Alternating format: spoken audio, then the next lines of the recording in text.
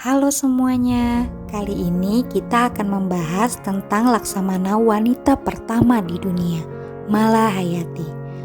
Apa kamu sudah sering mendengar tentang cerita pahlawan satu ini? Laksamana Malahayati dilahirkan di Aceh Besar pada tahun 1550 dengan nama Kumala Hayati. Ayahnya adalah Laksamana Mahmud Shah dan kakeknya adalah Laksamana Muhammad Syahid Shah, yang masing-masing berbakti sebagai Panglima Angkatan Laut di Kesultanan Aceh pada masanya. Sedangkan ayah dari kakeknya adalah Sultan Salahuddin Shah, yaitu Sultan Aceh II.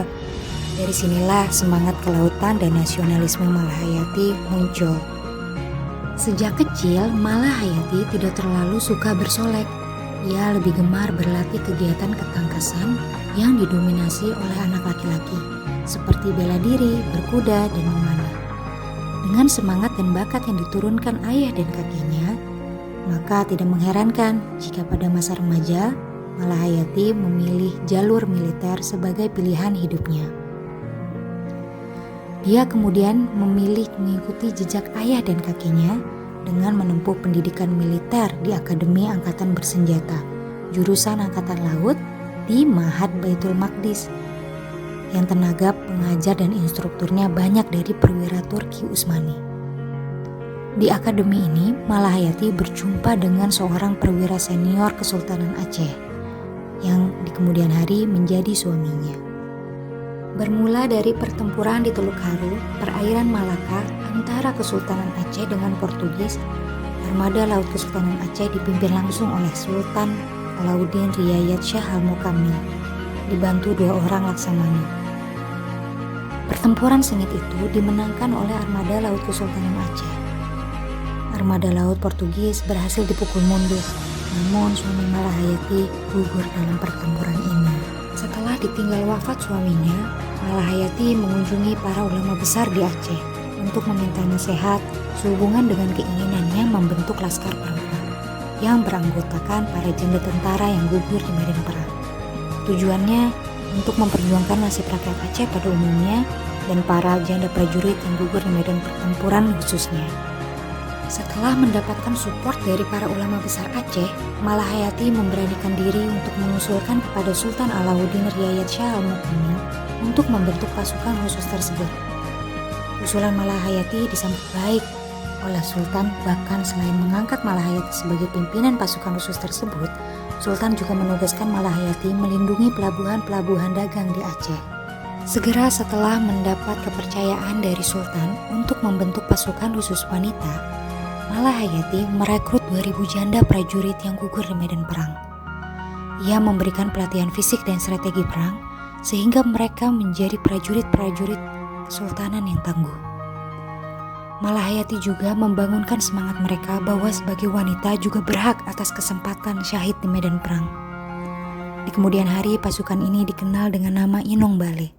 Dalam bahasa Aceh, Inong berarti wanita dan Bale berarti janda. Malahayati membangun pangkalan militer beserta menara pengawasnya di Krueng Raya Lamreh, Aceh Besar. Dia juga membangun benteng setinggi 100 meter dengan lubang di dinding untuk moncong meriam yang mengarah ke laut. Demikian Malahayati menjawab kepercayaan yang sangat besar yang diterimanya dari Sultan. Pada Juni 1599, 2 kapal besar berbendera Belanda merapat ke pelabuhan Kesultanan Aceh. 2 kapal tersebut dinakodai 2 bersaudara, Cornelis dan Frederik de Houtman, dalam upaya membuka hubungan perdagangan dengan Kesultanan Aceh. Semula kedatangan mereka disambut dengan baik, namun lantaran tabiat pihak Belanda yang kurang menghargai adat istiadat masyarakat lokal dan ingin menguasai perdagangan, mulai muncul benih-benih pertikaian.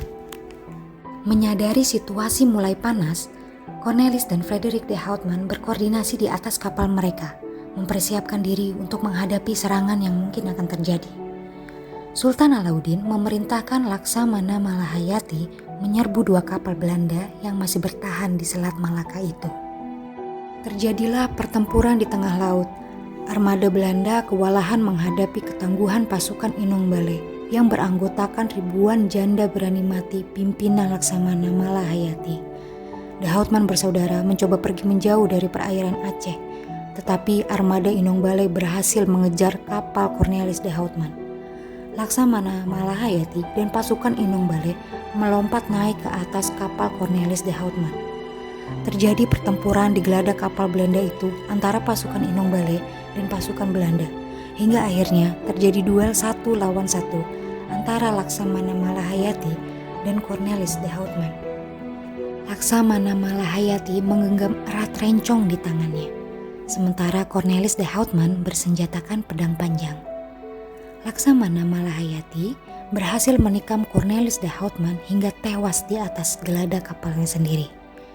Armada Belanda kalah dan kehilangan banyak pasukan, sedangkan mereka yang tersisa ditangkap, termasuk Frederik de Houtman, saudara Cornelis.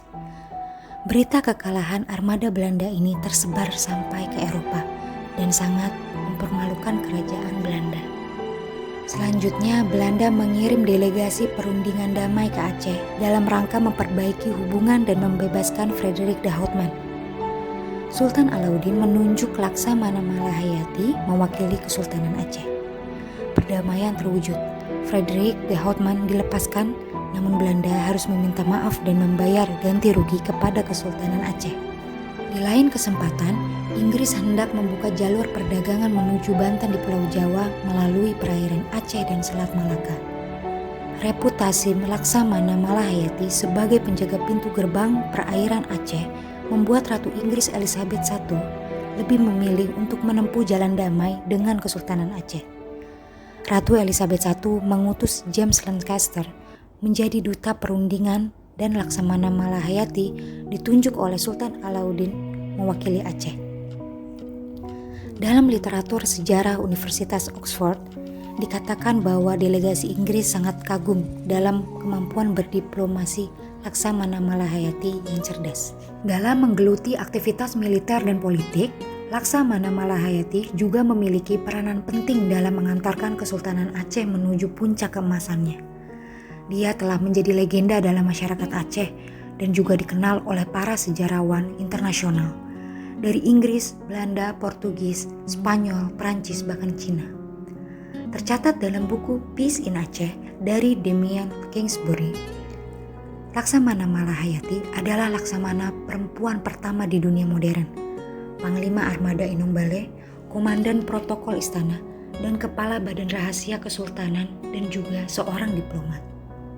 Perjuangan Laksamana Malahayati bersama pasukan Inong Bale harus terhenti di tahun 1606. Dia tewas saat bersama pasukan khususnya melawan Portugis di perairan Selat Malaka. Jasadnya dimakamkan di Krueng Raya, Lamreh, Aceh Besar. Pelajaran berharga yang dapat kita petik dari Laksamana Malahayati adalah mentalitas tangguhnya, keberanian atas tindakannya, serta kontribusinya terhadap pemberdayaan wanita.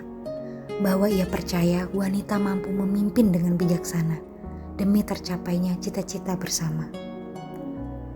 Apapun yang membuatmu takut, hadapilah dengan gagah berani.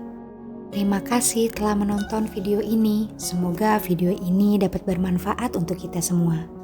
Sampai jumpa di video dan cerita sejarah selanjutnya.